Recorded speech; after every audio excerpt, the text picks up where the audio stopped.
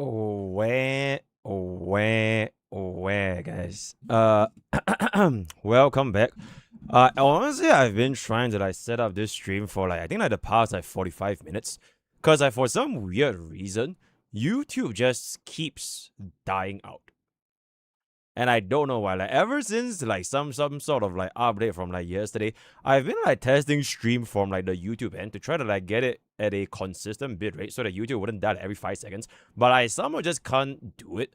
And the only fix that I kind of managed to figure out for myself is to change the multi-streaming plugin for OBS. And right now we are gonna be actually using a Abby. Thank you so much for the 30 months, bro. Speed 21 it. Speed, and there it is. Yeah. So the only one that I actually managed to figure out as of this, at least this current moment, is using Stream Elements multi-stream. So I'm no longer using the old multi-stream. That is the only way that I actually managed to get YouTube to not keep reconnecting every 5 seconds. So I don't think YouTube Frogs should be dying this stream unless something else happens. But unfortunately, as y'all can tell from what we see over here, Twitch chat, it doesn't show up. It's not reflective of what chat is moving. Even though chat is spamming the speed and all that, but it doesn't show. And it's always lagging behind, and I have no idea why. Cause this side is not from YouTube or my internet. This side is only from the chat UI, or rather the chat widget that I show to you guys here. But for some weird reason, YouTube shows up here and not Twitch, which I just don't understand why. So YouTube chat actually shows up every single night when somebody types something like that, but Twitch doesn't. Even though I know that Twitch chat works for y'all, right? For whatever you guys see on the camera right now, from your screen to the ring to the pen to the king, whatever you guys see on your end, it should reflect, right? Y'all, whatever message that y'all type, it should reflect, but it doesn't reflect for me, and I don't know why. So I wonder what is gonna be the fix this going forward. As of this moment, the widget that I am currently using to essentially showcase the multi-chat is from this right here. Alright, so this is the multi-chat function that I kind of coded up with Stream Elements. So this one, it shows, right? So from here it shows, right? Man, fuck YouTube, all right. So it shows in real time, but you guys can see from the top corner, it doesn't show. It's look at it. Okay, now it's starting to show up for what reason. This is the real-time chat that's happening right now. So whatever comes up over here, it will be combined into both YouTube and Twitch, as well as, I believe, Kick as well. I think Kick should show up here as well, if to my understanding. Maybe Kick doesn't, but at least it should. Yeah, at least by right it should show up. But my chat widget over here, it doesn't reflect. So, if I can find a way to fix it, that's great. If I can't find a way to fix it, then I probably will be leaving that up for tomorrow, and then we can see how that is going to be going, right? But in any case, yep, chat. Bro, look at this banger, by the way. Look at this goddamn banger. Hold up. Eh? Hello? Yo. Eh? Yo. Hello? Oh, okay. Yeah, as I was saying, look at it. Bro, 140k views in 5 hours, by the way. They definitely saw this. So this is also the one that I used for the YouTube thumbnail, where there was this little anime that they made the edit. Ping me in the Discord when the react is done. Okay, I will. Yeah, we are definitely gonna be reacting to this, right? Mr. HSR is gonna come back in with a 20-minute yap about a single line of post in just a little bit. But in any case, yeah, so the little bit of a I'm not sure where the wait, I think they have the original react over here. Okay, I think it should be this one. Yeah, I think it should be this one. Okay, wait. Is there sound? Is there sound? No sound. Oh, it's right here. There we go. Garbage! How many times have I told you to review the goddamn score? How many times? Just keep hitting him! God. But he played better today than I'd ever seen before. I'm going to go get a staff member. You played what you felt instead of what was written down!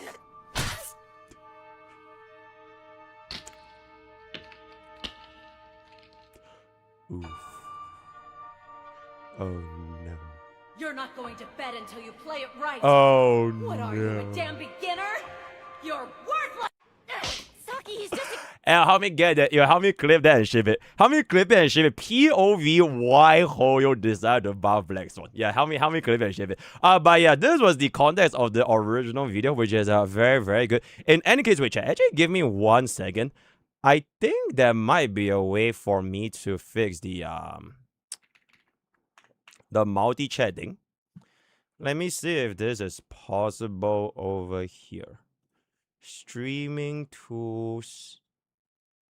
Okay, actually, I take it back. Streamlabs. Stream. Streamlabs.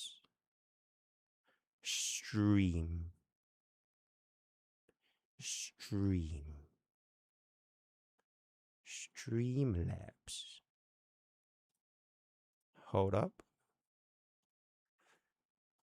Streamlabs.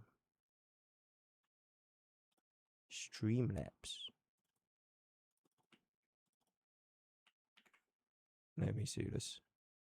Whoa, shit. Did I fuck up? Don't worry, chat, bro. Don't even worry about it. Bro, don't even worry about it. Don't even worry about it. You know why Uncle Smack got banned? Because bro left the icons for both Twitch and YouTube. Yeah, but unfortunately, he is not a Lao Jiao. He is not a Lao Jiao. Limbei has been doing this. Okay, I have not ever done this. But we never ever show where you're from. So for all YouTube's intents and purposes, y'all are all from Twitch. Alright, y'all are all from Twitch. So don't even worry about it. Okay, that being said, though, I can't... Oh! Yo! Yo, I think we fixed it. Yeah. Yo, I think we fixed it. Hello, Time flies. everyone. Oh, wait. Hello, everyone from Twitch. Hello, everyone. Yep, this is only a Twitch exclusive chat. Hello, everyone from Twitch. This is a wonderful, wonderful day. As someone that... Oh, okay, shit, the chat died again, guys. Oh my god, bro, the chat died again. Okay, it's like laggy as fuck though, for like some weird reason. Okay, you know what? I can't do anything, right? This is like the best I've got, so it is what it is. In any case, yep, don't worry too much about it. Also, Baga player, I'm just gonna remove that real quick. Don't need to worry too much. But in any case, let me try to find this. It feels very... I need to get used to this new setup because I'm no longer using the same not multi-stream function to not multi-stream on YouTube, Kick, and Twitch at the same time. That being said, though, chat, if your streamer goes on a vacation, then it is what it is. Will be 100% full-time streaming on Kick, because Kick is where the real viewers will be at any pace. But bro, hold up. I do have this thingy here. Okay, wait. I think we should do the drip marketing first. And then after the drip marketing, there's one thing I wanna cook up for the main channel video. And the title of that video is going to be I'm done. Yeah. That is an insane timing. WSG. Yo, Bobby Wobby, thank you so much for the 2 months. And yo, Mythic R67, thank you so much for the 5 months. Yeah, the title of that video is literally going to be I'm done. But we'll talk about that in a little bit right after we finish up this drip marketing, which is going to be this right here, right? Which is gonna be this right here. Not gonna stall. I'll immediately crank this up right now, so that Mr. Euro can get it over and done with in 5, 4, 3, 2. Welcome back. So today I am now back in my humble abode, back in Mr. Singapore's domain to talk about the latest drip marketing. Technically, I would consider this as drip marketing. Now, I know this is called Nova Flare, but last time I checked, drip marketing is marketing for something that's gonna be coming in the future. A little bit of a teaser, if you will, right? So for all intents and purposes, to me, this is gonna be considered drip marketing, right? So the Nova Flare drip marketing has been announced today at 12 p.m. First thing, just to get the elephant in the room out of the way, right? Just to get the elephant in the room out of the way. Okay, don't worry about this for now. We do have, or rather, this thingy over here. Hold up. I am a little bit sad that I think this was yesterday.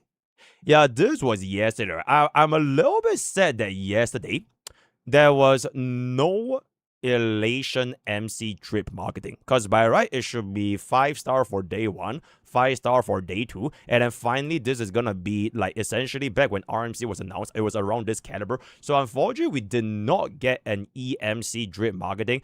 It is what it is, but instead for today, they postponed it by 1 day to announce the Nova Flare update, which is going to be seen right here for Sparkle as well as Black Swan. Now, to my understanding, even though RMC was announced back in the same patch as Herda and Eglea, I think HMC was announced like a little bit later, because we didn't manage to get HMC until, if I'm not mistaken, around Boot Hill, because the first pack was for Black Swan and Sparkle. I think. I'm not too exactly sure about that, so we'll see how EMC is going to be shaped out in the future. I refuse to believe there's no such thing as an EMC, because if that actually happens, the HSR is actually going to be so today we are going to be discussing a little bit for the Nova Flare on Black Swan as well as Sparkle. Now, editor, I don't think we are able to play this because it might be a little bit from DMCA. Yo, Star Sniper, thank you so much for the super chat. Happy New Year, welcome back. Thank you. Yeah, editor, I don't think we can play this because it might be DMCA. But if you can play this, throw in this clip right here. Okay, welcome back. So assuming that it was actually managed to be playable right here, I think it was pretty funny that they decided to get themselves the buff for Black Swan and Sparkle first before the version 1 units, which honestly I was quite surprised that they just decided to skip the entirety of my greatest of all time unit, the Scylla version 1.0 DPS, right? So I already given my thoughts a little bit roughly 2 hours ago. So Sparkle and Black Swan's buff. Now, personally, for me, between these two, I think it is a pretty good choice of direction as to the unit that actually gets buffed over here, because buffing a Harmony is technically buffing more than just one unit. Because if you were to buff Sparkle, it is pretty much a direct buff to Imbibitor Lune, which pretty much always just Sparkle in the first place. And then I can kind of just view this as them buffing E2 Dale. And on top of that, if I want to use Sparkle with like other DPS, right? If I want to use her with like QQ, if I want to use her with Archer, all that kind of stuff, that can also be 100% doable. So I think personally taking Sparkle as a buff is definitely a right candidate, especially considering the fact that she has been a little bit cooked for a very long time, ever since the launch of Trippy. Back in 28th of December 2024, breaking news, Sparkle found dead in a ditch, and alas, after more than 1 year, because this was 2024, right? More than 1 year later, bro is finally back. Magi Dio, right? So I'm very, very glad that Sparkle actually gets a little bit more of a spotlight. I'm looking forward to see how she's going to be able to shape up with definitely not just the version 1 DPS, the version 3 free unit Archer, as well as how she's going to be shaping up in the upcoming version 4 DPS, right? Whether or not she's going to be able to work with the brand new Sparcy, or whether she's not going to be working with the current brand new Sparcy, but she's going to be waiting for the anniversary unit. At that point in time, who knows? So I'm just going to be looking forward to when they reveal her kit, which is unfortunately going to be on the 30th of Jan. Yep. It is a very, very, very, very long patch of HSR 3.8. So only on the 30th of Jan is when they announce the live stream for 4.0. So we have a lot of time before that actually happens. Luckily for us, we are going to be playing Enfield, so I don't think it's going to be that long of a wait. So I'm very, very happy that Sparkle actually got a buff over here. A second unit that actually got a buff is going to be Black Swan. Personally, I think Black Swan getting a buff, I would have been okay if she didn't. Because DOT just got a pretty considerable upgrade with High Excellence.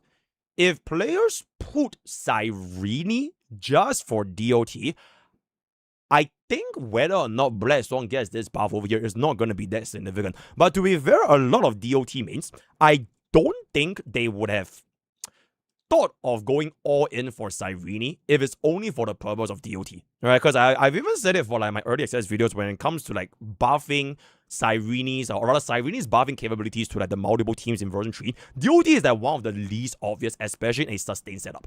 So assuming that DOT mains didn't get Cyrene, I think this buff is absolutely exceptional. But if you're a DOT main that wants to get them 0 cycles, you want to min-max goes for like the sustainless clears, and you actually put Cyrene just for the sake of buffing DOT, then whether or not Black Swan gets the buff of it, it's gonna be a little bit questionable, because that is gonna mean that you will end up using what, Cyrene, Hysolence, Kafka, and then Black Swan is just gonna replace that final slot.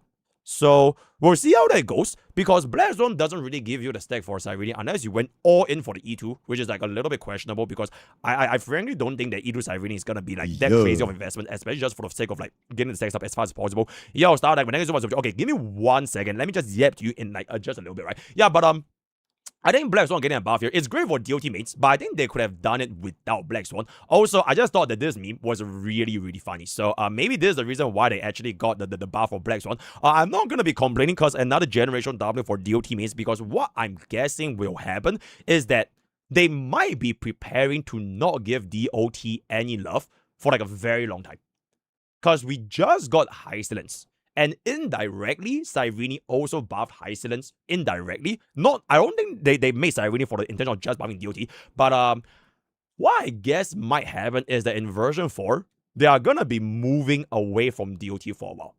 So it might be like 3, 4, 5 patches of like 0 updates for DOT, just like in version 3, where we haven't gotten a single DOT update since Black Swan from 2.0. And I think it was like almost like more than 1 year until Hysolence came out. So I'm guessing that this is probably DOT's final push before we get ourselves the eventual update, maybe, I don't know, 5.0 or something, right? So I think that is gonna be the direction. That being said though, even though this unit I think is a W, this unit is kind of okay, I really hope that they will bring up more than 2 units getting buffed, because we did get 4 buffs for Nova Flare in the very, very first update. So I hope that this is just going to be like the first of many.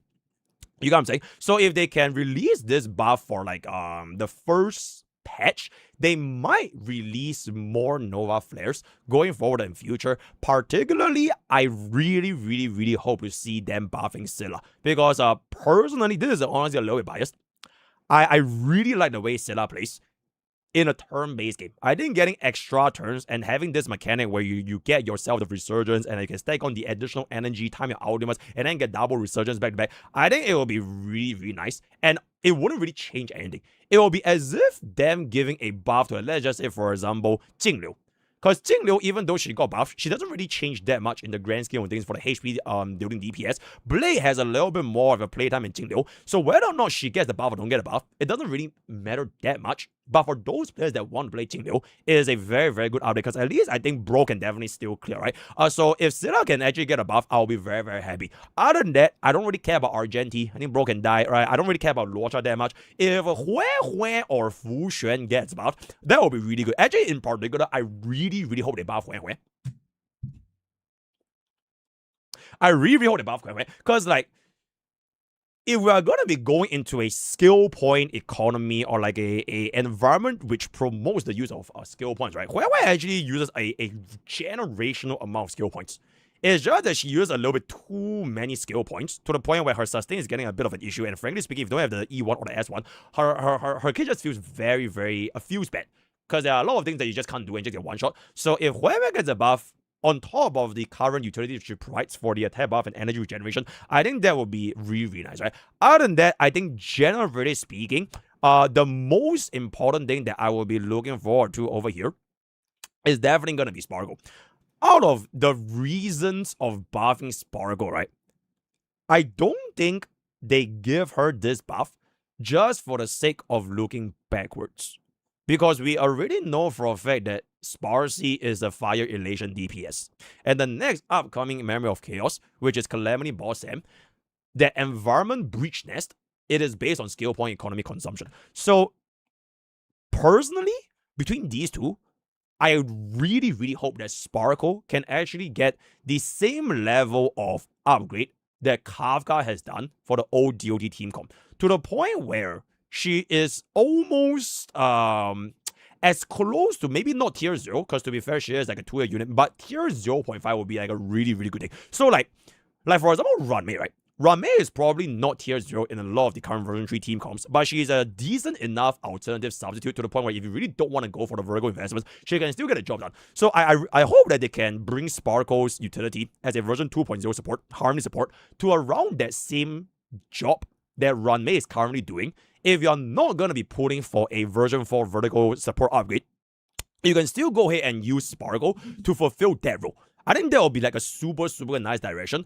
and it will allow players to have a little bit more flexibility as well as less FOMO when it comes to, okay, do I really need the E0, S0 when it comes to vertical support cost, or can I just save it up for, let's just say like an E2 DPS, right? I want to get like the E2 final equivalent in version 4, or like the E2 Cyrene equivalent in version 4, right? So Sparkle should be there to give players the opportunity to just basically change up the way to play, and as well as just like, you know, move on without forcing themselves to getting, let's just say, like another version 4 generated support, so like for example like a Trippy, right? So that's gonna be depending on how they're gonna be seeing it. But the unfortunate thing is, if they bring Sparkle's buffs to that tier 0.5 caliber, where she also becomes closer to like what Ranmei does, but for like this brand new version, I am also a little bit fearful for the other 2 Harmony supports, namely Sunday as well as Babin.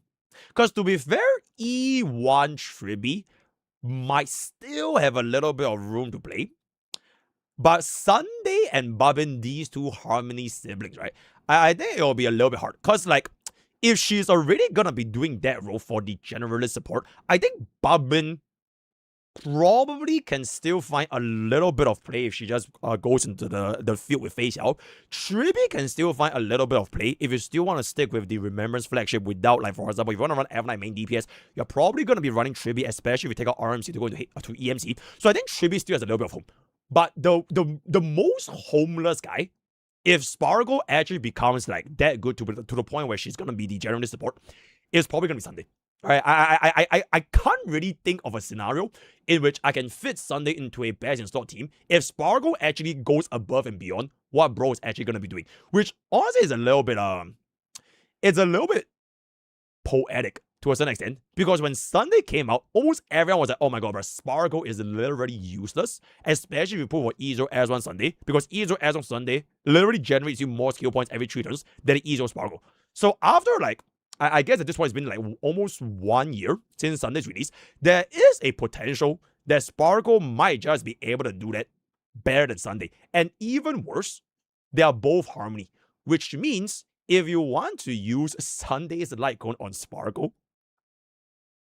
you technically can. So at that point, I'm just thinking like, from my main account, it doesn't really matter that much, but like for my free-to-play account, Sunday's pool value might actually actualize as one of my worst pool values to date in my free-to-play account. But the lucky thing is, the fact that I actually got a Sunday S1, I could pivot that into the buff Sparkle, and then I give DDD to my original team for E1 Trippy, and then whether I need to cook that up for Sparkle, that's gonna be a little bit more of a flexible option, right? So, like I mentioned, E1 Trippy, I think it's still going to be okay if you're still going to be playing the version 3 Remembrance flagship, and then you pivot RMC away, so into EMC, that's fine. For Babin, if you are like a follow-up attack main, I think that is still relatively okay, especially if you have E1.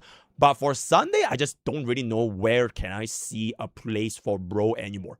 So that's gonna be my 2 cents. Maybe I'm wrong, right? Maybe if they buff Sparkle to only like the caliber of, let's just say, Silver Wolf, I guess Silver Wolf is not too bad of a buff, but it's not as impactful as compared to the buff that Kafka received. Because when Kafka got that buff, you basically just had to use Kafka for every single DOT team, pretty much. So if Sparkle can receive the same caliber where you have to use Sparkle for every single team that wants to use a shit ton of skill points, then what the fuck is Sunday gonna do? You know what I'm saying? So at this point, I'm just thinking like, what could happen in the future? If you have seen this list from like Sarah, I'm not sure if Sarah of the Lake actually, wait, let me find Sarah of the Lake. Sarah of the Lake. There was this list, right? Hold up, let me scroll through the rage Yeah. little. Yo, Starner, give me 1 second, my man. Just give me 1 second. Worst pool value. Where is worst pool value? Okay. To be fair,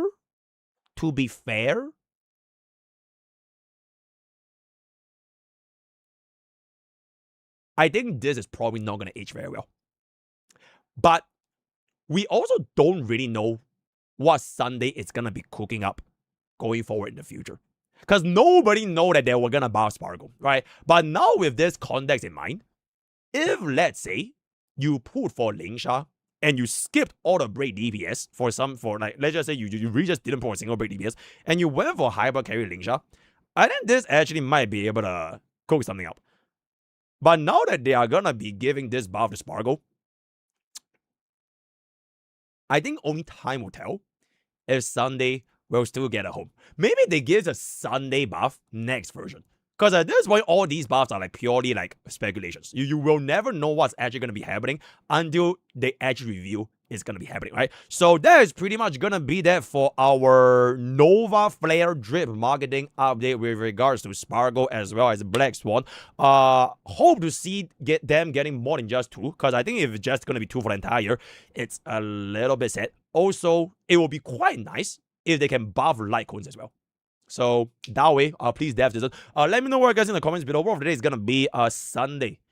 Where is his home? Join Twitch, join YouTube, join Discord, join. Use code POKE. 10% off gamer subs. All the best. God boost. See you guys next time. Bye. Okay, mod status Sarah. Wait.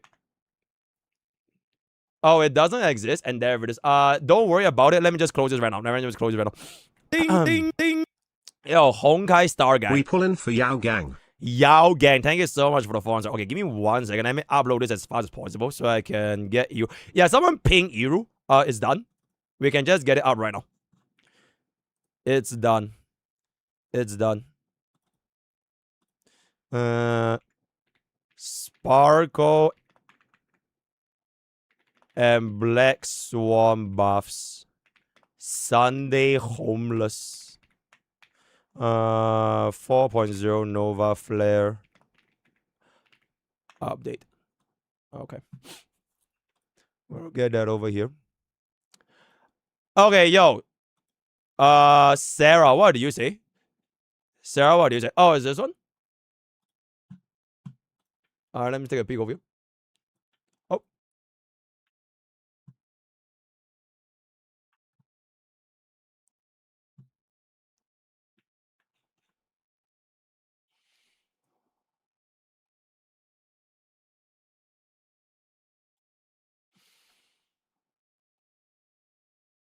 We'll see, guys.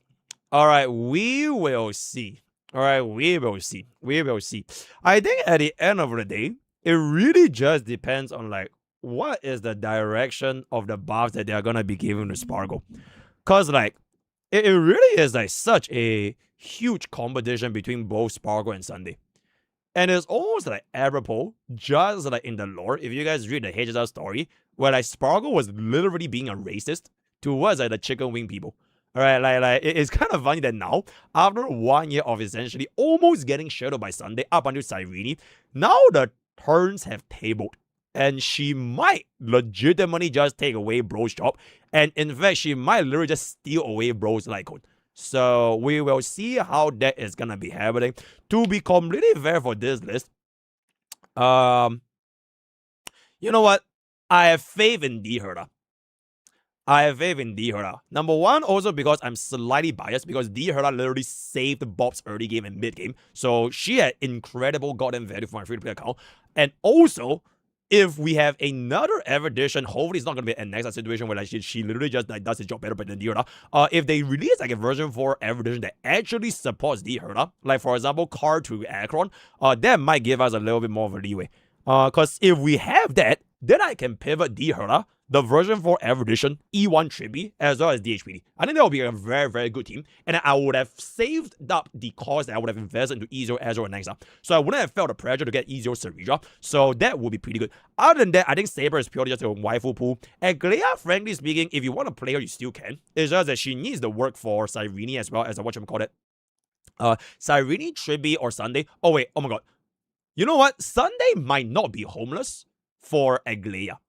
Maybe. Because I don't think Spargo is going to be able to pull out Garment Maker. But then again, you're not really going to be running both of them to the maximum efficiency. We're going to be talking about the best clears anyways. So that is pretty much going to be it, right?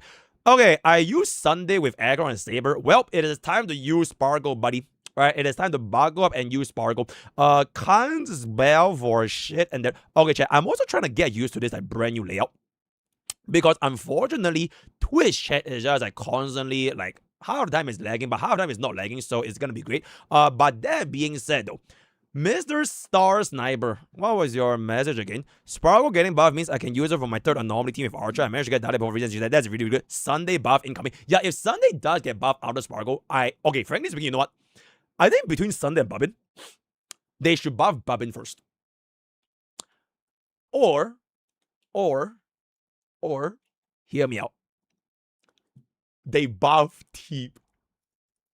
Oh my god. Like, bro, they buff one unit of that version at a time. So version 1 was a still with Carve. I think those were pretty good. And then version 2, they buff Sparkle. And they, you know what? Fuck Bubbin. And then just instantly skip they just skip both Charmony, those siblings, and they instantly jump into Teep. Oh my god. And then because they buff Teep, then Remembrance Flash goes on the tier 0. That would be fucking insane, bro. Sarah of the Lake. Spargo already stole his life. Alright, wait, chat. Speaking of this, I literally just realized. This. You know, there's a Zero Cycle website, right? Bro, I literally just realized this website went EOS, bro. I didn't even know. Only today, I found out my second favorite website of all time actually went EOS, which is really, really, really, really unfortunate that it came to be this way. And then what I do, fine, I am a week behind. Chat, it's called having a life, right? Also, wait, Sarah, can you send a message again? I can't seem to... Bro, it's like... This thing is like schizoing out, bro. Like, it's showing this. And I can't even click it. And like, whenever my mods type something, it will just blast the mod alert in front of my fucking eyes. And I can't even reach it. Because I can't even remove this notification. So like, bro, this layout is absolutely cooked. So I don't want to do. Yeah, let me know how that is gonna be able to work. And just a little bit, you know what I'm saying? Yeah, okay. I don't know why it shows like this. So, also, Shadow Reno is technically just not working. So, yeah, rest in peace. They were never gonna celebrate Spargo and Bobbin. Their CNVA are best friends forever. IRL, Stelly, and Firefly. I see. That is very, very interesting. Hold up. Also, yeah, I don't know why, but I literally just cannot show this. Stop block. Yeah, bro. The thingy is not going away, bro. Like, the mod alert is not going away. I cannot see chat anymore. Which is kind of crazy. Wait, let me see if I can refresh this a little bit. Oh, boy. Yo, buffing T when I have E0 as well. Yeah, you should have put for that E0. You know what I'm saying? Shit. Okay, how about I remove... Can I filter out? Oh my god, bro. I don't know why, but I cannot remove the notification from... Oh, wait. Yeah, I literally can't, bro. Yeah, bro, Sarah, you literally ruined my chat. I cannot see the thingy anymore. Because it just covers up my entire screen. So, that is just really, really unfortunate. It is what it is. We're just gonna move on. Yeah, okay. Blah, blah, blah, blah. Yo, chat. I want to get this video out first. I have a little bit of a notes over here. Just to finish up real quick. He's done. He's done.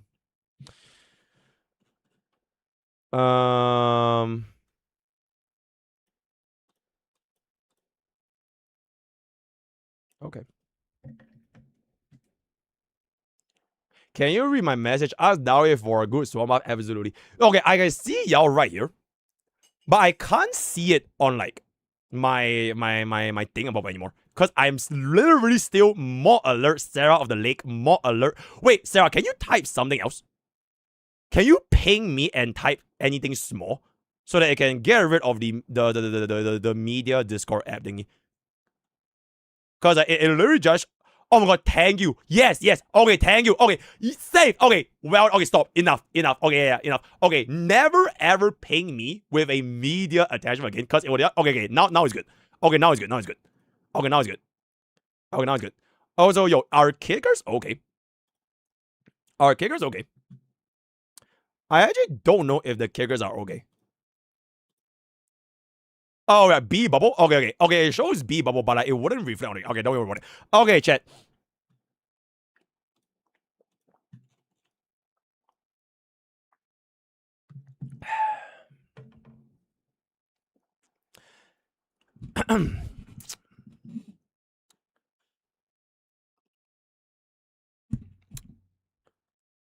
Technically, I've already talked about this a little bit yesterday. But we'll just talk about it again as like a main vid. Hold up. Nah, bro, it's not war, bro. It's not war.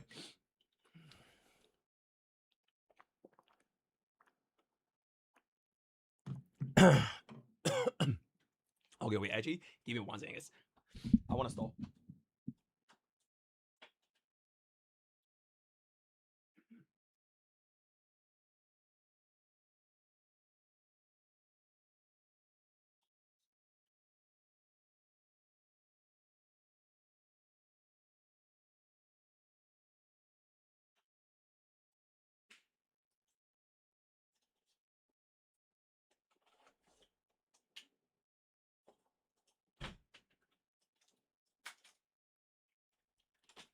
Yo, first things first, by the way, yo, YouTube frogs. You know, last night, the stream died, right? Okay, I'm very glad that so far, stream has not died for YouTube. We were basically building this Gundam model. I can't show you guys the box because it's a little bit sassy, but I'm very, very happy to announce that we have made extremely good progress for our Gundam model last night. Her name is Sophie, by the way, I think. Oh, Sophia. Her name is Sophia. So I found the diamond that it dropped. It's like it's this big, by the way. It's legit this big, right? So I actually found a diamond that it dropped at the floor. So W Sophia, she got a diamond back. And as of now, the progress looks something like this. So hopefully, YouTube frogs, you guys wouldn't die again this time. And then we can have our Gundam building stream for later. Oh boy. Okay, chat. I will just show a little bit of her face because I'm pretty sure if I show the lower body, YouTube will get us like, okay, you know what?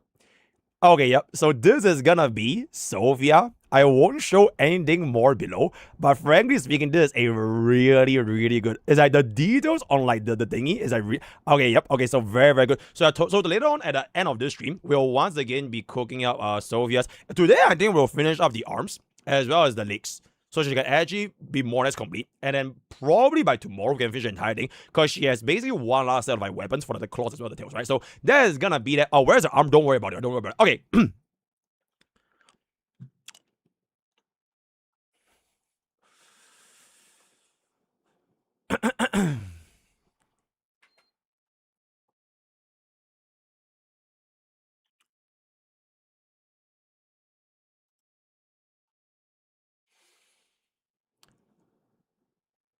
I'm done.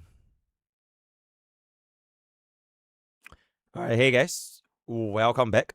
So, just a quick little video. Alright, just a quick little video that I was like briefly talking about a little bit. Like I think at the time this recording, I'm not sure when this video is going up.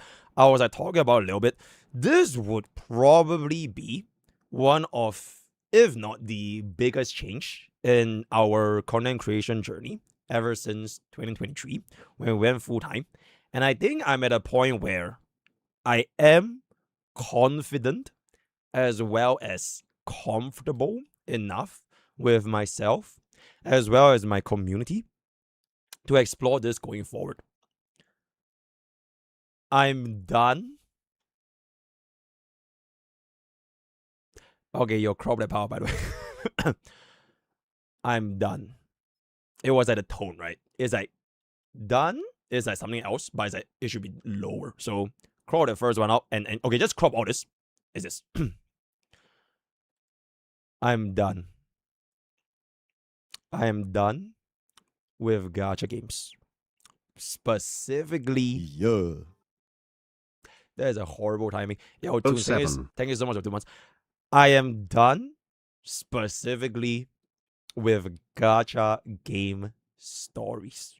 So, no, I am not quitting gacha games. I think that was just a more so for engagement. But I think I am more or less going to be done with gacha game stories. And I've been thinking about this. Huge shout out to this old ex-Oiler that I used to have. He goes by the name of okay, if you know, you know, right? If you know, you know. He goes by the name of Tudu, right? You don't have to worry about who he actually is. But what essentially happened back then actually made me think about this quite a bit until we came to the decision today. All right. So to kind of summarize everything, I realized that not just for myself, but for a lot of times within the gacha game community, viewers tend to hold content creators, especially gacha game content creators when it comes to playing a story, to a very high regard when it comes to like what their opinion for the story is. And this is not just seen from myself, right? So if you guys have been around since, I would say 2025, I think 2025 was when it got like really, really spicy. There was this incident where like MrPokke rated a HSR story 9.79 out of 10. And then there was like a big hoo-ha. Oh my god, how can he rate 9.79 out of 10? And then there was like a -2 and all that kind of stuff. And it went on for like a couple of days. And then there was another war and incident involving Genocide, which he rated the Provola story 7 out of 10. And then there was like a big hoo-ha, like, oh my god, did he pay attention? Did he escape? All that kind of stuff. And then there was another incident where Gacha Smack, I don't think he rated, but like, there was a smacking reaction when it came to Chisa's appearance in One Piece of 2.8, when she caught a Rover Senpai. All right. And a lot of times, these are just some random examples that I kind of picked up, but like, I think a lot of times, not all war content, right? Not all this kind of incidents happen because of story, but there seems to be like a common line, especially within like the communities when it comes to online communities talking about like a story, right? And I think it's very hard for content creators to state their opinions as just somebody that played the story. Like, it could just be you, right? It could be you. Like, it could be anyone of you guys watching this video. If any viewers, like, if y'all were to play the story and y'all gave your thoughts, right? Whether you gave it 7 out of 10, 6 out of 10, 4 out of 10, 9.79, doesn't really matter, right? But I think what unfortunately happens is a lot of viewers tend to associate the value of the gacha game or the stories of those gacha games they place to the ratings of content creators.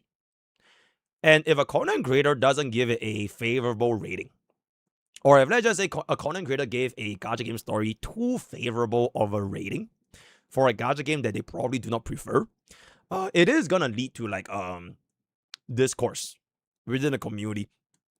And the Turu incident kind of just made me realize that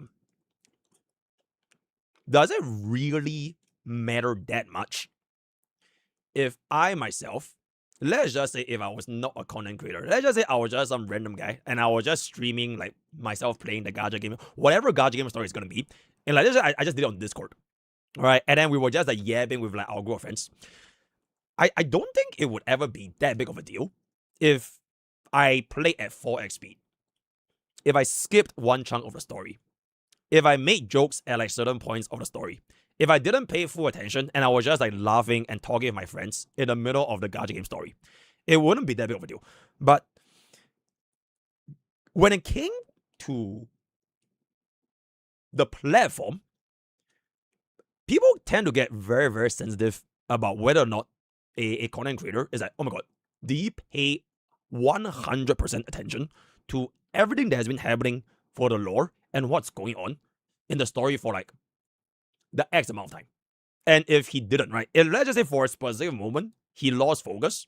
And it's like, oh my god, bruh. Oh my god, he's not even paying attention, bro. Oh my god, he doesn't even know, bro. Oh my god, Mr. Tourist, right? This guy doesn't even know the lore. He doesn't even know who XYZ is. And like, these kind of comments has been thrown around for like months, right? Months and months and months, like across, especially the bigger gacha games, where like the story is sort of like a big part of like how the gameplay is gonna be. So I'm talking about HSR, Xenosaga Zero, Genshin Impact, and Wandering Waves is a big component. It is not so much for like the smaller games like CZN, Stellar Sora, like these kind of stories doesn't really matter. But when it comes to gacha games when like the stories are like 6, 7, 8 hours long, it's a very, very important thing that gacha game and gacha game content creators, they have to like really just like understand everything.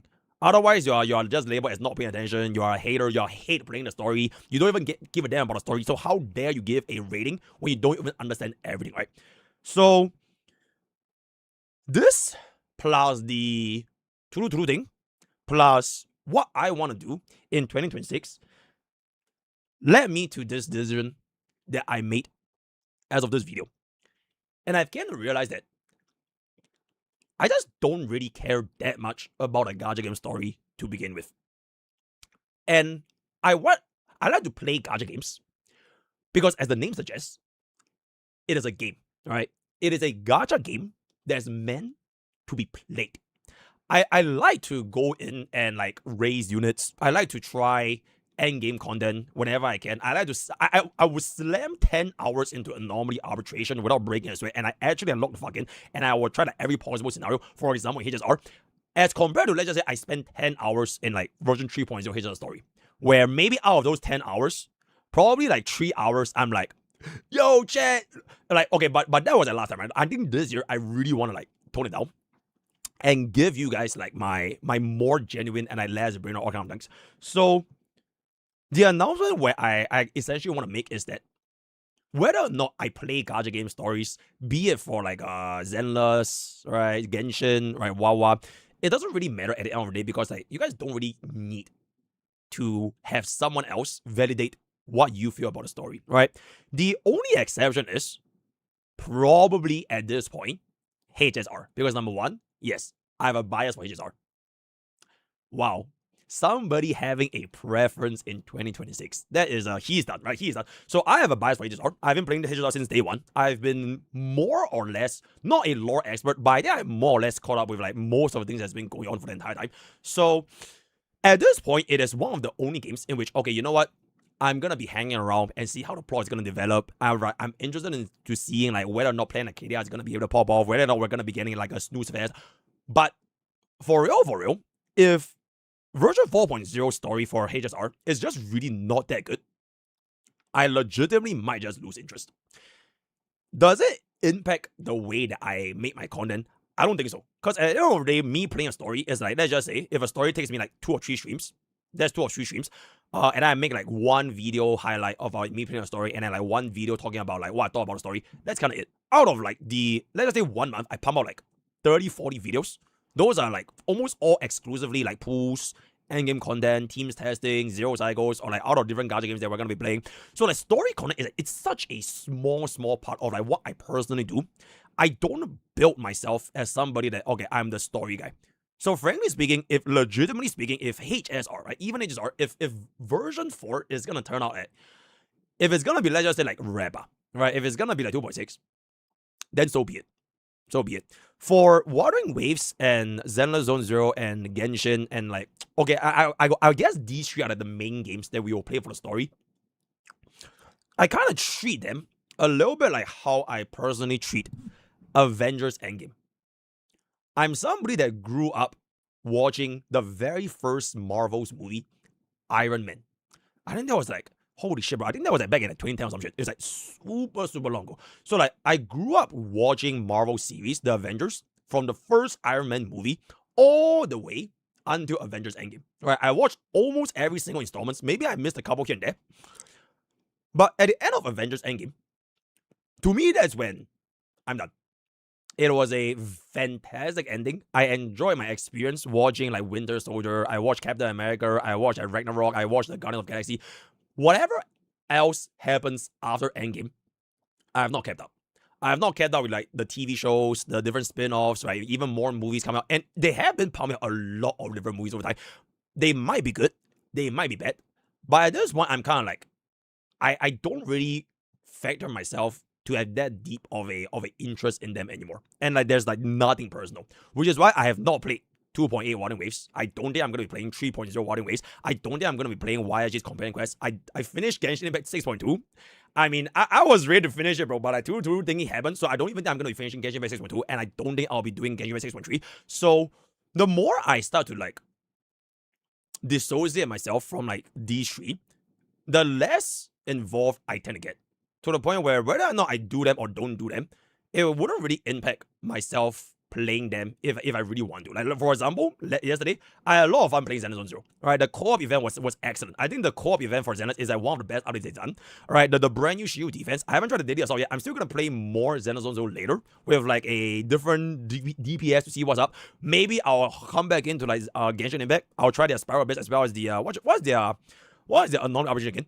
The what is the Genshin Impact what is their version of anomaly? Stygian Onslaught. Yeah. Maybe I'll try that Stygian Onslaught, right? And then if Wandering Waves comes up with like something else, maybe. So that is kind of like my bottom line. There's no like, oh my god, I'm biased. Okay, I am biased by HSR, but it's not that I hate these other games. Because I just like HSR. With like I don't have any ill intentions. I'm like, oh my god, all these other games just sucks ass and they shouldn't deserve it. They're worse games just because I don't play the story. It is simply just me having a parents and be like, okay, you know what? If it's gonna be the same or if it's gonna be different, if it's gonna be good, if it's gonna be bad, it doesn't really impact me that much anymore. So that is sort of like my 2 cents with regards to how I'm gonna be viewing these, at least these other 3 games. For like the other gacha games, like for example, like Uma Musume, Stella Sora, CZN, R9's Envil, I think more of my focus is when something is new, I would want to try explore it. So for example, right, when All Knight's Anvil comes out, I mean, having played a CBT twice at this point, I roughly know how the story is going to be like. I kind of want to see how that will develop. So it's a little bit like having a new entry towards like the Avengers series. And eventually, let's say if Anvil catch my interest or doesn't, and eventually they have their own Avengers Endgame vote for the equivalency of like HSR's final version for version 3 or Warding Waves final version for version 2, then so be it, right? But at least if it's something new, I have that sense of like freshness, right? Whenever something new comes up, it will tend to grab my attention. And you guys would have known my channel now. Whenever something new, I always give it like almost my all, right? E7, Uma, Zenless, whatever, all these new things, I give it my almost absolute all.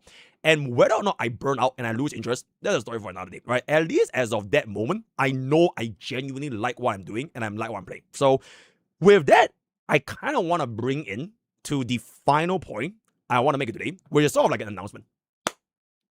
I'm not sure if this is going to be possible, but I think it's a pretty interesting challenge. My announcement is basically also a little bit like a New Year's resolution. In the year 2026, I will attempt to try at least 26 different titles. So all the titles that is gonna be, let's just say Nikkei, right? Nikkei Goddess of Victory. Whether or not we finish up, and let's just say the new titles that will be coming. Older series, maybe we try Azure Lane, right? Maybe we try Azure Lane. Maybe we try Brown Dust. Okay, maybe not Brown Dust because the YouTube will definitely not be heavy. But I want to try at least 26 different titles of gacha games. That is my resolution for 2026. Because I'm at a phase where gacha games are popping up so frequently.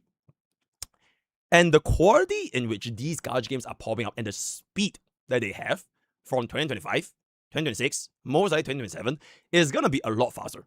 So having diversity gives me the option to like keep things fresh and understand what is more than just, let's just say for example, HSR.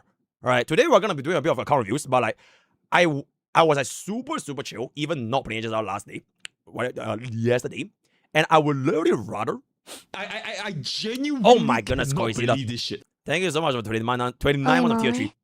MrPokke gonna become the next Gacha. Yep. I would literally rather build this thingy than commit myself into spending 6, 7, 8, 9, 10 hours into another gacha game story. Like, I want to play a gacha game, right? I'm done watching gacha games, and for as long as that is gonna be what I would like to do, that will be hopefully what I can achieve by the end of 2026, right? I can gain more perspective. I can see how the communities are like, and genuinely, I want to have a huge shout out to the Zenless Zone Zero community, right? Yesterday, I know for a fact that I'm a tourist, right? I know for a fact that I'm not good at the game, right? I don't need you guys tell me, oh my god, he sucks ass. My E0 Miyabi can clear faster than his E2 Miyabi. I know, right? I know I'm not good, but it feels very nice when me as a tourist to the series, right? Like, for example, if I were to play Arknights, like the original Arknights, I mean, it's on the table, right? So, like, if I were to go into a new gacha game and experience, like, how the community is like, it is genuinely a very nice feeling to be like, okay, he is somebody new into the series, and that the existing community within the gacha game can go ahead and offer, like, tips and backseating and, like, you know, oh my god, this guy is so bad, Omega Lord, Orm 20, all that kind of stuff.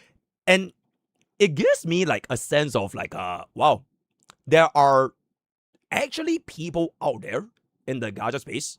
They are not just about like rage baiting and instigating and like whether or not this game is bad or this game is good or whatever. They are like actually players within the community that do play these gacha games. And me as a tourist, when I step onto that country or whatever, it's almost like literally just going overseas into travel, right? It's very nice to like experience like this kind of like new cultures, right? The Arknights, right? Whether or not there's gonna be like, you know, I saw like for example Laplan. Holy shit, right? So like it does feel very nice to actually like play these games for like what they are. So that is essentially my little bit of an announcement. Also, a massive shout out to essentially the community that continues to play games in this year. Because I know that for the year of like 2025, especially 2025, it's very hard to enjoy something and not have someone say you hate the other thing anymore. Like, it's honestly very hard to state a preference for whatever opinion is going to be without having someone else saying that, oh my god, you're a shill, you're a bot.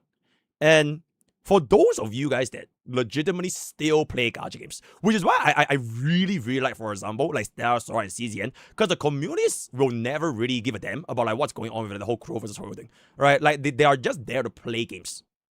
Even though it's a smaller game, even though it's a smaller community, but like, they do partake in what essentially are activities that make them feel it's fun.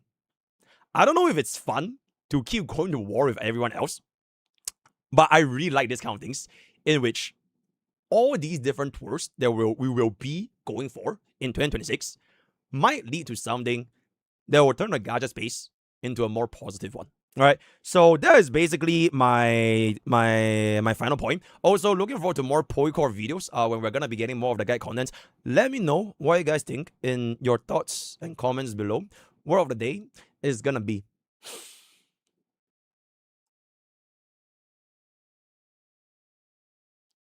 Arknights on Nikkei. Arknights on Nikkei. Now, one of these titles, right? So, join Discord, join Twitter. Join Twitter, use code BOWING for 10% gamers. All the best. We'll see you guys next time. Bye bye. Yippee! Yay! So that is gonna be our little bit of a 2 cents. We'll see how this is gonna be. Okay, the video title is literally just gonna be I'm done. I'm done. Fantastic. And we'll see how this is gonna be cooking up right there.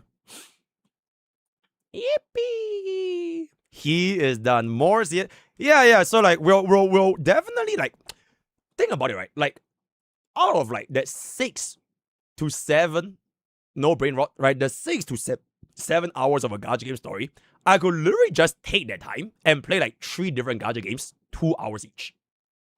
Like straight up. No brain rot intended, but like most gacha game stories are 6 to 7 hours long, right? So like it would be nice just for me to play, because I do enjoy actually playing games instead of like essentially watching a 6-hour long movie for a single game, and then it is like the aura farm, hype moments, and all that kind of stuff. So that is just my pros. I just never really been a lore guy since day one, which is sort of like why I do feel the disconnect.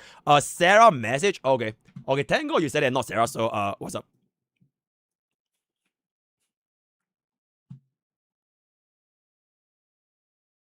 Okay, you know what? I am almost sure that the Spargles that use this Sunday as one, they are elitists. There's no fucking way the gap is more than double, bro.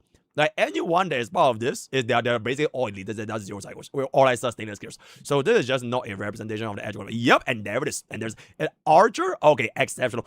Alright, chat, we are done with our little bit of them yabbing sessions. Oh, chat, we're not gonna put Ban here, but we do have ourselves the Zenless Zone 0 vertical investment, or rather horizontal investment account, which has pretty much every single DPS at E0. So we're gonna be trying that out a little bit later today. We'll just get on with our daily village, and then we can kind of just proceed from there, if I can say so. It's time for QQ to ascend from tier 0 to tier negative. Scylla is never getting a buff.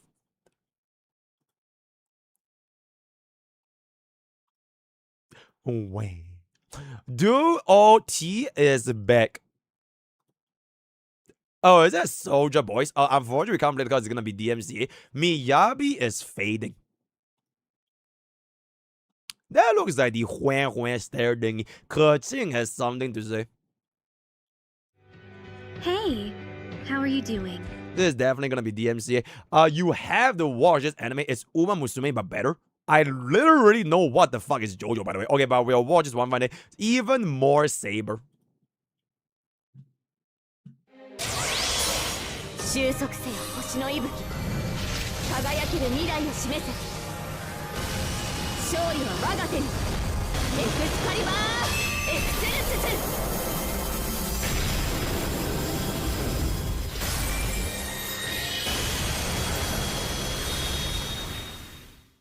I'm never playing FGO, by the way, so it is what it is. It is coming!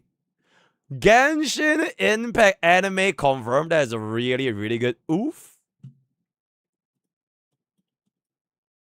And there it is. War Smack is...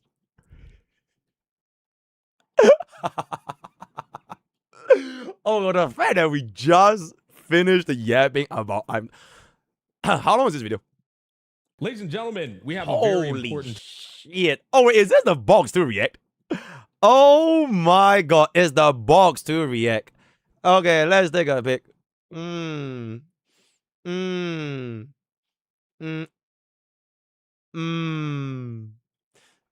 Very, very good. Very, very nice. Very, very good. Okay, respectfully, 30 minutes is just gonna be a little bit about. We really watch holding, so it's fine. Can you explain the notion of 4 stars is better than 5 stars on Twitter? I even did a slide for Watering Waves, since the Watering Wave tribalists love this HSR 4-star argument. I love Watering Waves, just don't like the weird and aggressive community. 95% of 4 stars in the game, by the way. So these are gonna be the free units. And then this is gonna be... Ooh. Okay, the way I see it for this, right? Okay, I think we can take this for like a quick little clip, right? A quick little... I feel like the way I see this is that if you are gonna not add 4 stars, but you add a lot of powerful 5 stars, it would make the game easier. Right? Because you have like more tools to experiment, right, with your team comps as an alternative to 5 stars that you don't have. 4 stars are literally just more so for fun, for the most part. Like even HSR for like Xueyi and Mose, it is either you are an elitist for zero cycles, or you just want to try something else that's like pretty new. Alright. So let's just theoretically say that they didn't release these 5 stars and they instead released like 4-star DPSs. Because I think a lot of times when they release 4 stars, like DPSs or like alternative supports or even like a sustain, it will never really be a best in slot for the most part. Right? So it ultimately just depends on like how the game's like environment is able to provide tools to the player base in order for them to clear, in this case, endgame content. I feel like for HSR, for example, RMC, right? RMC and DHPD, these 2 units being free, it makes the barrier to entry to clear endgame content a lot lower, even though they release like a shit ton of fucking units and like the people in version 1, they're like more or less kind of cooked. But the tools that they provide, even if you are going to be a free-to-play, you should be able to still clear them. In contrast, compared to, let's just say you're going to be getting free 4 stars instead, right? Then it's going to be more difficult for like this player bases to have tools to clear endgame. But on the flip side, if you're somebody that wants to have fun, right? Because like clearing with like a dungeon, or if you clear with like a whatever kind of 4 star that they provide for free, it is a fun, or like for Anton, or like Minato from like 000, right?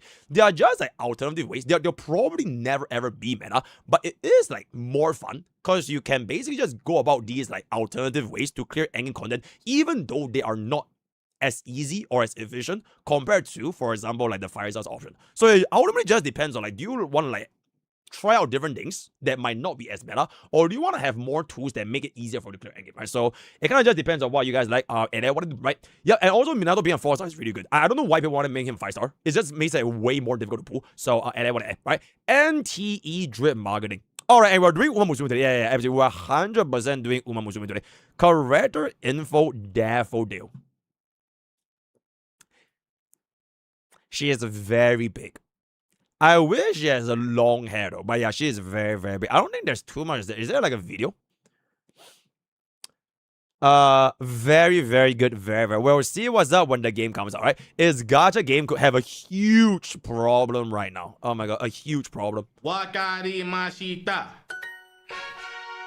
Huge problem. Yeah, sorry, I did not see others. Sorry, I was practicing my Japanese on Duolingo because Genshin Impact was having a collaboration with Duolingo, probably because they're like, yeah, let's make sure everybody knows another linguist so we don't got to deal with English voice actors anymore. All jokes aside, this really made me want to talk about gacha game class because collaborations and gacha games are like meat with potatoes. Like, you don't get a good gacha game without a collaboration later on. It's basically supposed to be like the peak point of the gacha game. Like, everybody, whenever the collaboration happens, people log in. Even if people quit the game, they always end up coming back if they like the collaboration. They're like, let me just check it out, make sure that if I do come back, it's 2026. Damn, it's 2026 now.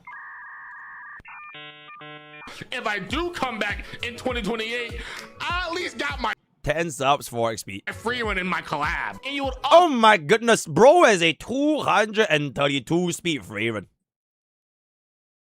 That's absolutely fucking diabolical. also get to feel how the collaboration characters fit into the story, fit into the universe, interact with all the other characters. But nowadays, it just feels like a lot of the collaborations are super ultra omega lazy, and the companies are just like, yo, did we get a cash cut from this? GG, call the handshake, shake my hand, buddy. And that's immediately what I thought about when I saw the Genshin Impact Duolingo collab, because I was like, who asked for something like this, bro? This is dead ass them not caring about what they're playing. Like, all their players are usually asking for other things like fixing quality of life in the game, and they decided to reward you with the Genshin Impact Duolingo. Practice your motherfucking Spanish collab. Like, I already got one annoying motherfucking bird chirping at me all the fucking time in the game, bro. I don't need another one that's green this time. Tranquilo, A name tranquilo. card, 60 primo gems, and probably a recipe that I'm never gonna use later in the game. That's what they call a collab, and that's not a collab. That's literally just a marketing gimmick. And it's always just confusing to me because Genshin Impact is the most successful gacha game still to this day. Like, look at the gacha revenue charts. They just came out. They're still one of the most successful gacha games out there. They don't need to be this lazy. And if the first thing you're thinking about is, wait a minute, Cosmos, we're getting our real Genshin Impact collaboration announcement in 2026. In 2026, we're gonna get a real Genshin Impact collaboration announcement with Demon Slayer. Demon Slayer is gonna come to Genshin Impact. It's gonna make so much sense. It's gonna make so much sense. That would be crazy, though, brother. Oh my god, that would be crazy. Oh, that would be crazy. It's gonna be peak. Cosmos is gonna be peak. Let me Bro, remind- if Genshin Impact, or okay, it's not Genshin Impact, if Star Rail has a Demon Slayer collab, let's just be, or Tanjiro is gonna be a free unit. Alright, he's gonna be like free archer, and then Nezuko is gonna be the premium 5-star, and then when you pull for the Lycone is when Nezuko like gets the demon blood art frame when it comes out. No, that would be, oh my god, and then the other 5-star is going to be shit, bro, what is the other 5-star? I really don't want him to make Inosuke. I personally don't like the guy. He's too loud. I really like Zenitsu, but if Zenitsu comes in, he might just power creep Acheron. Because bro is literally lightning katana. And then nobody's going to use Acheron anymore. So... Huh.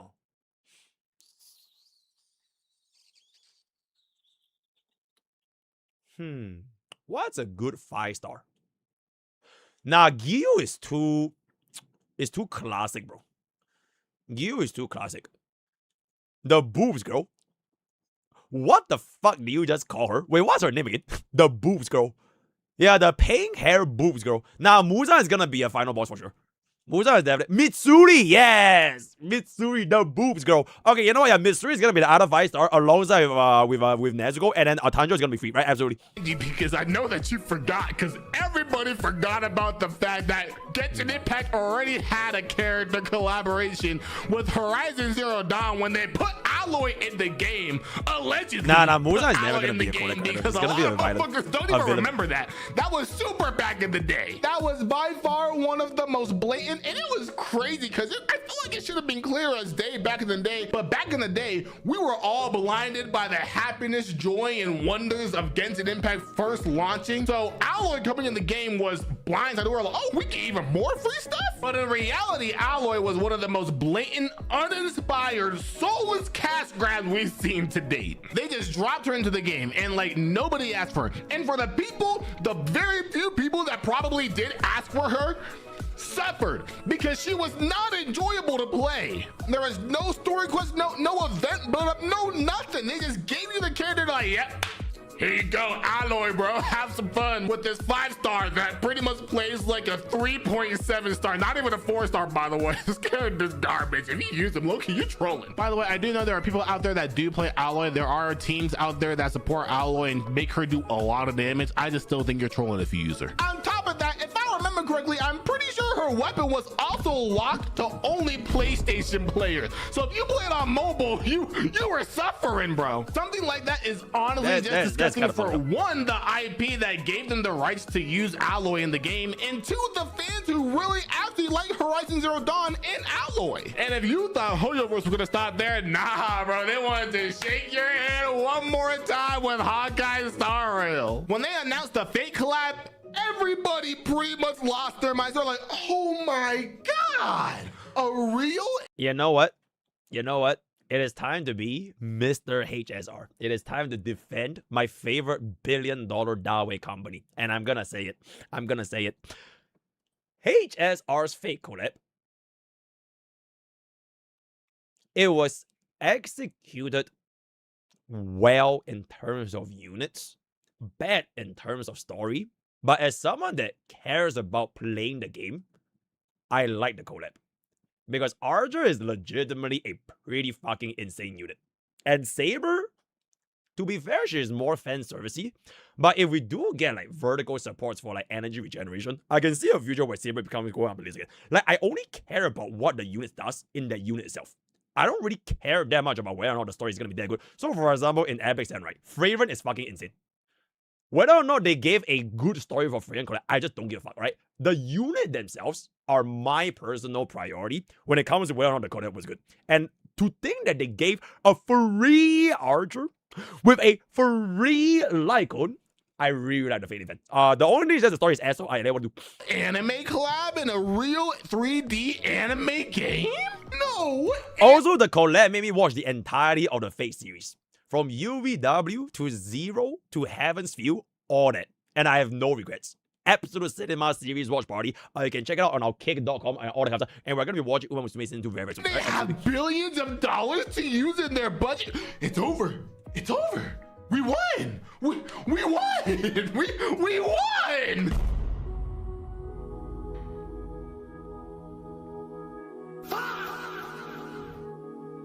That's the shit we got. The biggest chance that we had so far for the anime gacha gaming collaboration landscape to be redefined was completely destroyed with that shit, bro. That could have laid the path for every other game in the future if it was done just even 20% better, bro. But this shit that they did with the fake collab literally killed any chance I had to believe in the Hoyoverse to make a good collaboration, bro. The NPCs have no flavor. The characters aren't even voice acted in every language. And like the story within it felt like the company basically went on a lunch break and was like, hey, yo, Loki, let's do that in our story. Yeah, let's do that. Yeah, let's just do it. Let's just do it. And you know why they do it? Because they're sitting in their $1 million chairs each, by the way. Each $1 million chair is like, huh. Whatever we do, they gonna play it.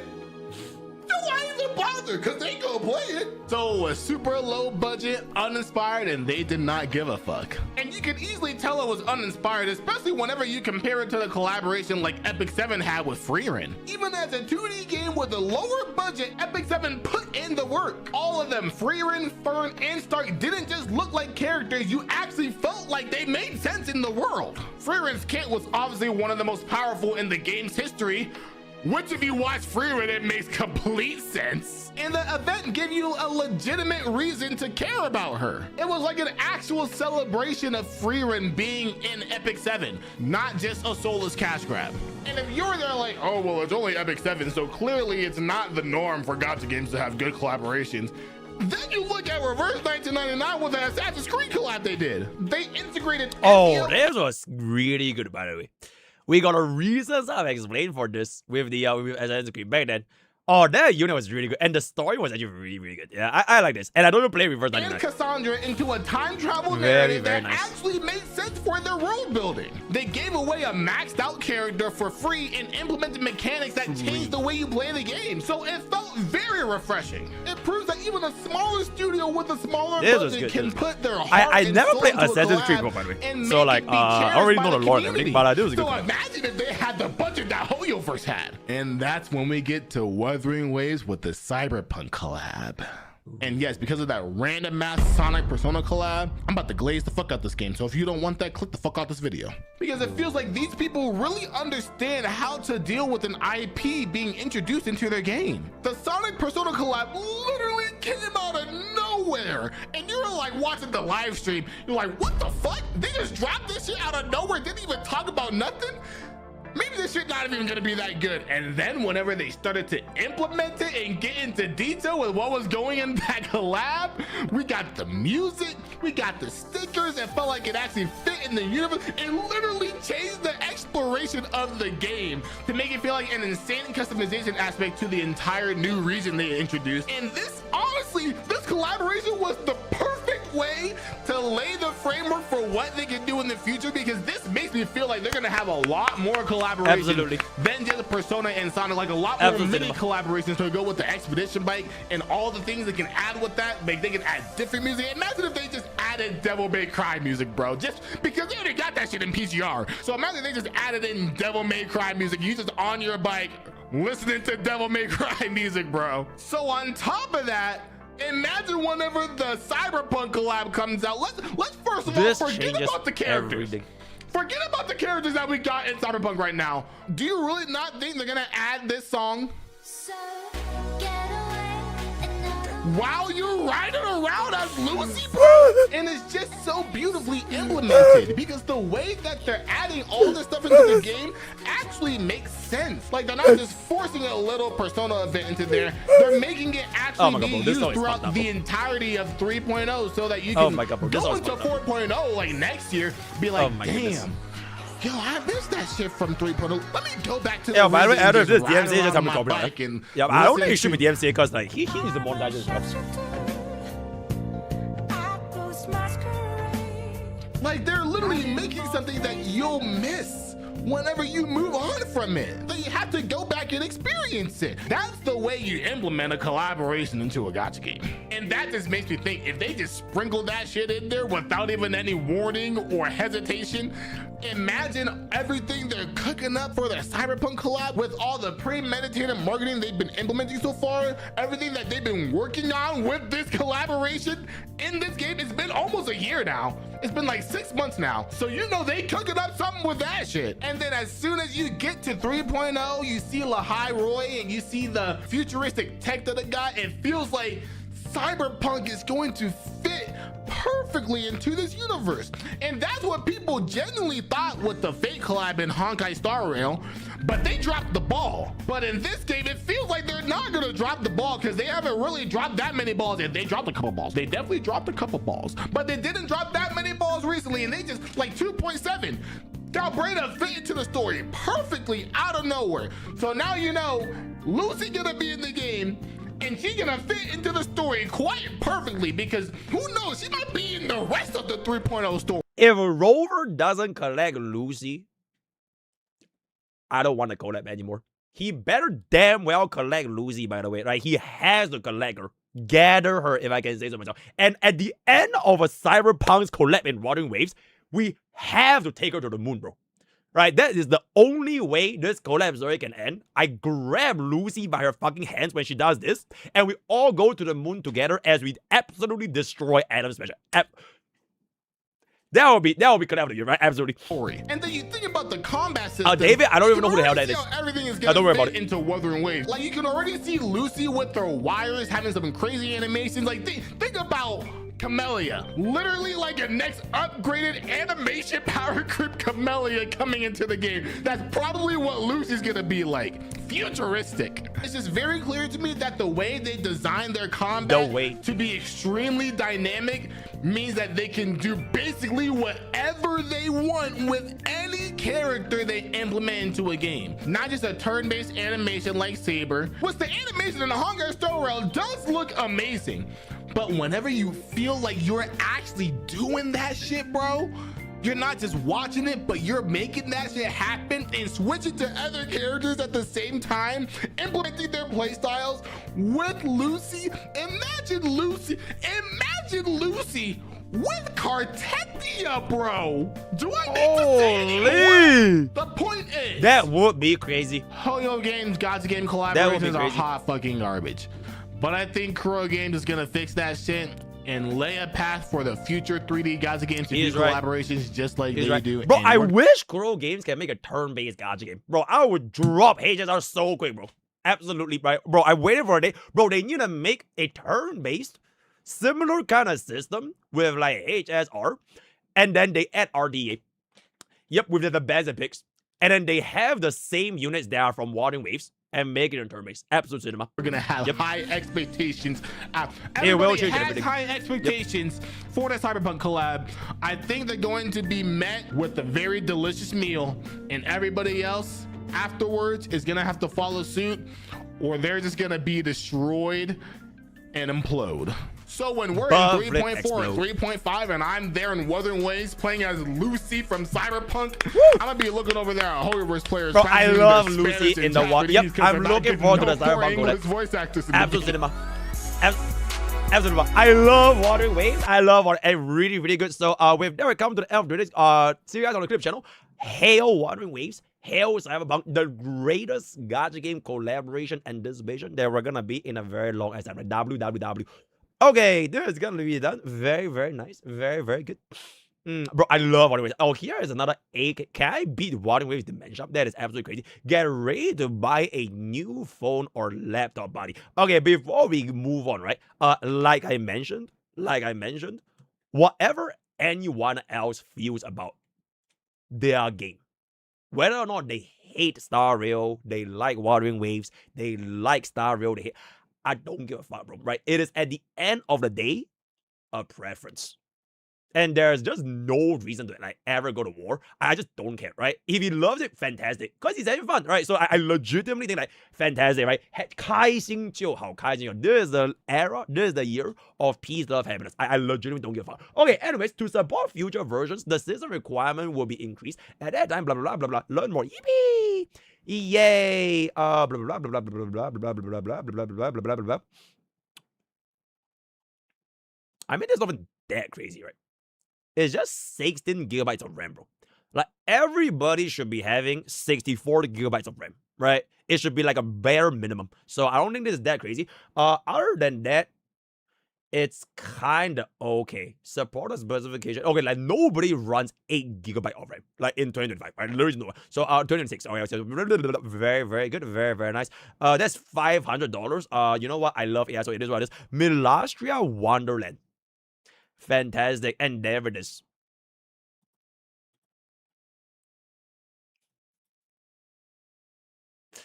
Oh boy. Only 2 buffs is crazy. A very good. Will they buff change Black Swan to tier 0, or will she stay in tier 0.5?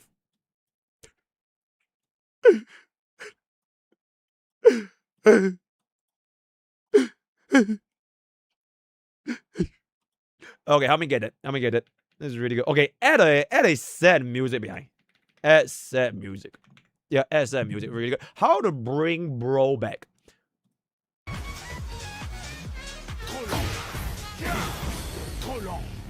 For shame.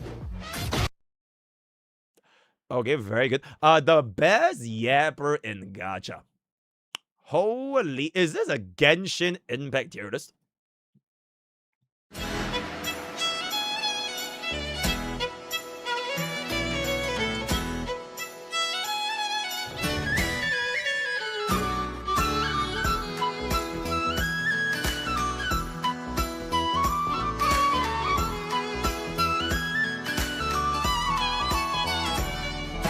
You're eligible to join.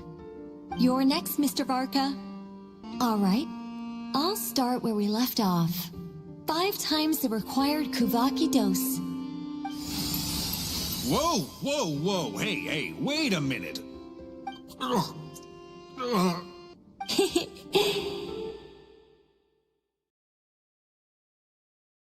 Whoa. Very, very nice. Anyways, what is this? Alright, let's take a peek. Oh my goodness, the image quality is cooked, my man. Any Genshin Impact experts here, if I can say so myself? Okay, let's just, okay. I'm guessing these are usage rate, right? These are usage rate. Oh, Genshin guys, our Genshin Impact expert? Okay, yo, Genshin, I'm so glad you're here right now. So we do have ourselves the Genshin Impact usage rate tier list. Personally, I think usage rate doesn't really mean anything, right? With regards to whether or not the unit is going to be good or bad, because at the end of the day, the only thing that matters is the actual performance. So just because more normies use it doesn't mean that it is going to be a worse unit or a better unit, right? Okay, we have Durin at 81%, Mavreika, Banette actually is still one of the highest used. That is the equivalency of like King Yun being up there. So really, really good. Face sitting girl, Farina, Baba, as well as Zero Nan. So that's gonna be our S-Pass category. S is gonna be Esco, VA, Kazuha, Arlecchino. Oh, Vandy went up all the way to S tier. Holy, a Nervulette Skirk. Oh my god, Valence and Kalanger. We have an Adia with Xiang Ling, Bird Girl.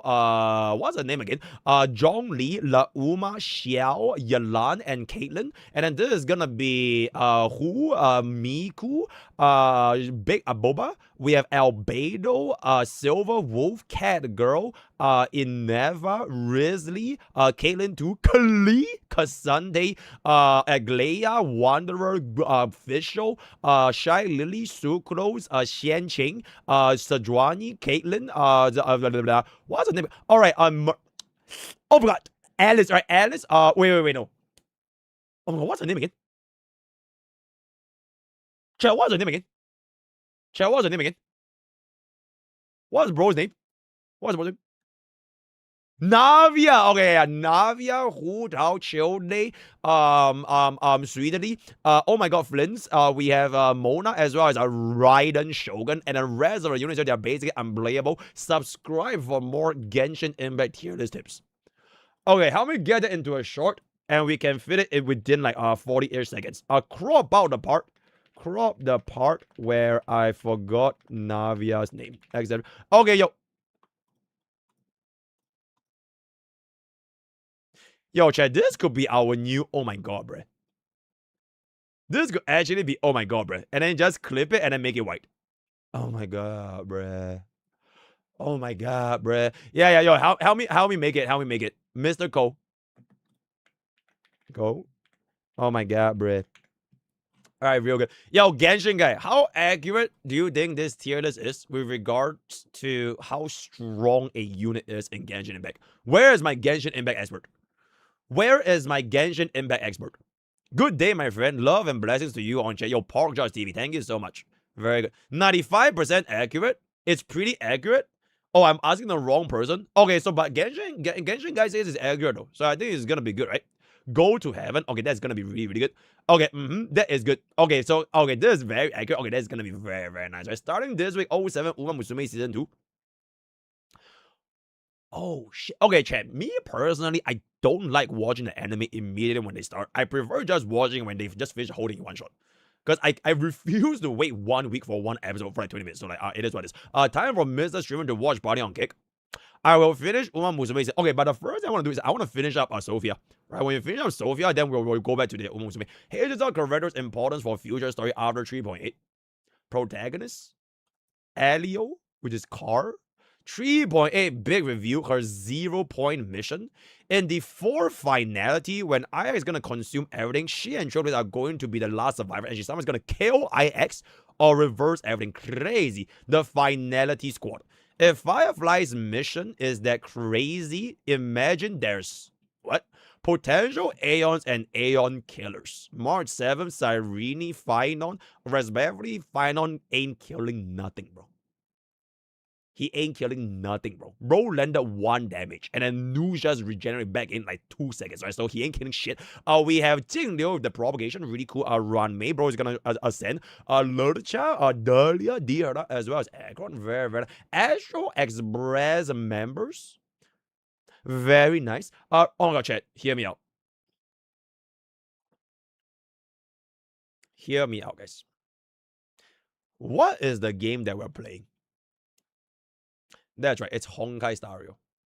It's in the name. Honkai. March and Dan Heng ain't gonna die. Alright, they're the main characters. So they ain't gonna die. Now, between Well Yang, Himiko, and Sunday, it would be pretty interesting. Where Himiko almost dies. Alright, Himiko almost dies. And Sunday kills himself to save Himiko. And that will bring his redemption arc to the final close as bro goes above flip explode. And then after bro dies, Babin gets depression and she gets the Babin SP as she finally succumbs and joins the villains. And damn it is, right? Mr. Bogey's fanfiction. Anyways, relevant and important. Okay, very good, very nice. Who the hell is she? Babin, Jade, the IPC. Alright, so the money people. Okay, Sambo. I'm pretty sure Sambo is gonna be way more important than this, by the way. Check, can you imagine Sambo is the final boss? I will actually bring bro up a little bit higher. So, Budo for the galaxy region that's gonna be relevant, but don't know who the fuck is bro. Nope. Yeah, or Argentina, I think a little bit. I think Spargo needs to be like way higher. Like way higher, bro. There's no way you put Spargo below Sambo, right? Literally just way higher. So like, don't know. He's done. She's done. Okay, everyone from the Chrysos airs. And they just kind of float up, right? Yeah, okay, so they're all done. So don't really worry. NPC. Exceptional, right? So that's gonna be our HSR lore thingy. I think we can send this for the clip channel. Very, very good. HSR lore character relevance. Burger King.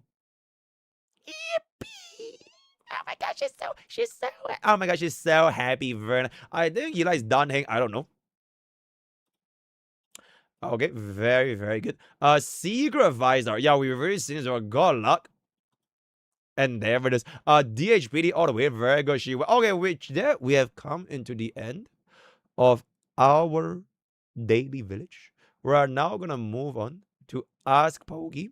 And after this, we are gonna be cooking up our account reviews, and then we'll do Zelda Zone 0, and then we'll do Uma Musume, and then we'll build a Gundam. Right? Very, very good, very, very nice. Mr. Magic, do you know there exists a community of gacha gamers who use more of their basics on any gacha game? Nope.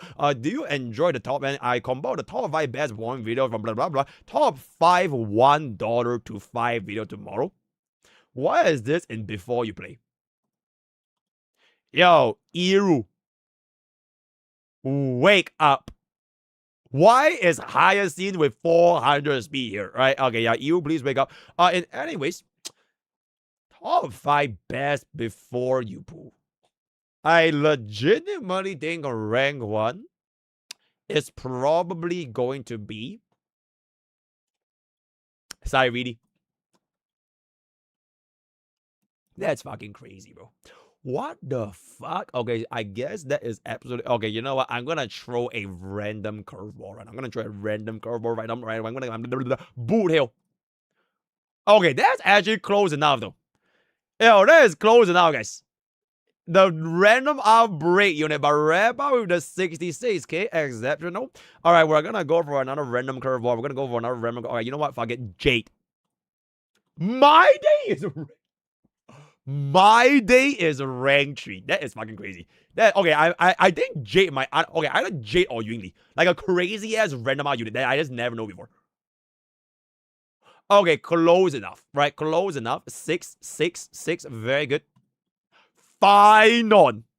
Exceptional. Yo, thank you so much for the data. Very nice. Please play Uma at least once. And your Uma misses. Where? My Umas... My Uma Musume's miss. Okay, I will definitely play, by the way. We are 100% playing Uma Musume today. We're gonna do our champion, CM run. So that's gonna be that. 2026 new reminder Pokemon.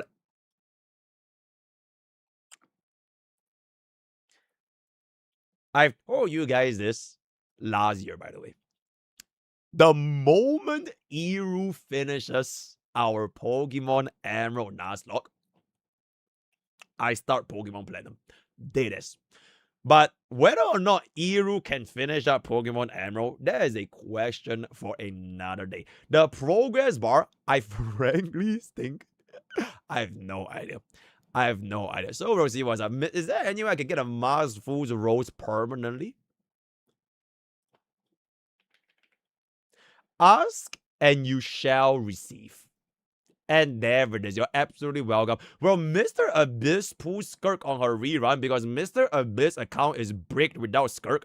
It's like, imagine not having Skirk in the big 2-6. Also, Mr. Abyss has Skirk Bass and Slow, who is at Scofier, and Skirk does more damage than Articuno. That is crazy. Let it be known that Pokke told me to stall. You are literally fucking lying.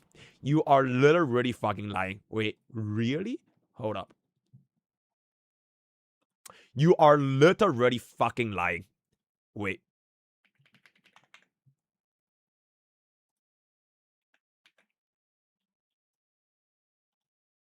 Iru, what if I have the receipt that shows that you lied? What will you do, by the way? What will you do? What if I have the receipt that shows that you lied?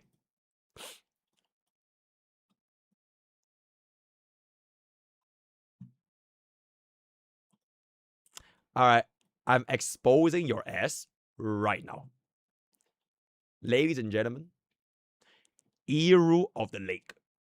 He has now picked up the habit from Sarah to be a filthy fucking rage baiter. Behold. Evidence.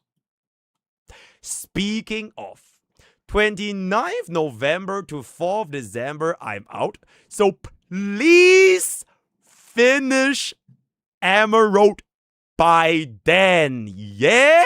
I sent this on the 3rd of November 2025. What is your defense, Iru? What is your defense? What is your defense? Where is your... The court finds Iru hella fucking guilty, if I can say so myself. What is your defense? Show me a screenshot of me telling you to store. Show it to me. Show it to me. Show me right now. Let's see it. Please send me a screenshot that I told you to store. Oh, I guess it's my defense is I'm gonna demonetize your next. Oh, okay. So now my own editor is threatening me. When I present the bro with facts and logic. So it is what it is, right? Yo, clippers, can we get it? Help me get it as a clip. Help me get it as a clip, or like a short, Yeah, help me get it as a short. MrPokke's editor caught lying in 4K HD. Shorts. Clip the expose. Very, very good. Very, very nice. Is there any way? Blah, blah, blah, blah, blah, blah. All right, chat. In any case, by the way, chat. By the way, is this true? Do I need to pull Skirk on my Genshin Impact account? E0S0? Because I'm thinking I kind of need to save for Kalambina. I don't think I have enough to pull for both Skirk as well as Kalambina. Oh, no? Okay, then don't worry about it. Is there a chance you'll play this game on stream? What the fuck is that, bro? Correction, do you think Elation will be Remembrance 2.0 absolutely? At this point, is Sunny or Bronya upgrade for Saber?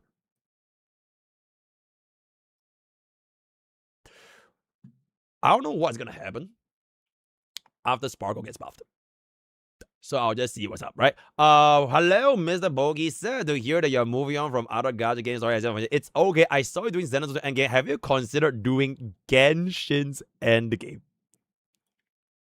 There is a 3-team endgame mode now, and I would love to see your take. Wait, what is the 3-team endgame mode? Wait, what is it Stygian Onslaught? Is Stygian Onslaught? Is Stygian Onslaught? Wait, then what is Imaginarium Theater? That is the other endgame mode, right? What is Imaginarium Theater? Next up, Ambit is crazy. It's another endgame. Imaginarium is unique. 32 units. Oh, that's fucking crazy, right? There are 3 endgame. How about you do both Genshin and one new endgame mode on the same day? Wait, Watering Waves is a new endgame mode as well? What is Watering Waves a new endgame mode? Oh, Imaginary Theater is Divergent Universe. Oh, okay. So it's not really endgame mode then. Okay. Next are Armpits. Imaginarium is pure fiction. That's literally just a line for fun. Basically, Boss Rush. Wua is, and there it is. Another hologram. It's endgame, but endgame for horizontal investment. New anomaly are. Wait, Wua is a 5-team endgame content? That is absolutely crazy. That is absolutely crazy. Is it true? It is endgame, but uses more. Okay, we have moved on from Imaginary Theater. Wait, what is Watering Waves endgame content? What is Watering Waves endgame content? Technically 6-team endgame content. Shit. Okay, we'll get it. Alright, I need to finish up Zenless Zone 0 first, and then we'll see what's gonna be the other ones for it. Anyways, Genshin guy, I will definitely finish it up. That being said though, I will probably finish up like the 6.2 cutscenes. So like, I think that's the way I'll do gacha game stories. So I'm not gonna spend like 6-7 hours. I'll just watch like that 10-minute cutscene. Aura Farm, cinema. And then we'll move on, right? Exactly. Do you find a missing Gundam piece? Yes. Yes, I actually did. So this was the crystal, right? This thing right here. It was the one that dropped, and I actually managed to find it. So really, really good. Really, really nice. And anyway, don't worry. How big will the sparkle buff be needed for me to pull? Oh, that is actually a great question, by the way. I feel like for Bob, right? For Bob, Sparkle's buff is a pretty interesting decision for me to make. Because the way I see progression in my free-to-play account is I always look forward. I never look backward. But then again, Sparkle's buff, it really just depends if they push her to be the next Kafka for skill point, or if she's just gonna be the next like Silverwolf, which is like a generic-ish kind of buff that is not really gonna be fitting that well. Alright. So it will really, really depend on how that is gonna be. Bob unfortunately have the side grade to Sparkle, or the downgrade, which is our E0S1 Sunday. So I really don't know if I want to pull Sparkle, because technically if I really force it, I feel like I could just use Sunday. technically speaking, right, I can kind of force myself to use Sunday. Whether or not it's best or not is kind of another question. But I already spent the pools for Sunday. I can't just be like, okay, you know what, fuck this guy. I just spent like 80 pools, 90 pools, and I just don't use him. Especially not for a free-to-play account. So we'll see if we'll see how big the gap is between Sunday and Sparkle, because I think both of them are just gonna be taking up the same slot. And then our third slot for the Elation team is probably gonna be our EMC, and then it's gonna be a sustain, and then it's gonna be our Elation DPS. So that is kind of like my 2 cents. Yep. Okay. But for one very good and chat with that, I am gonna come to the end of today's daily village, if I can say so myself. Join our Discord, and before we move on from today and get into account review,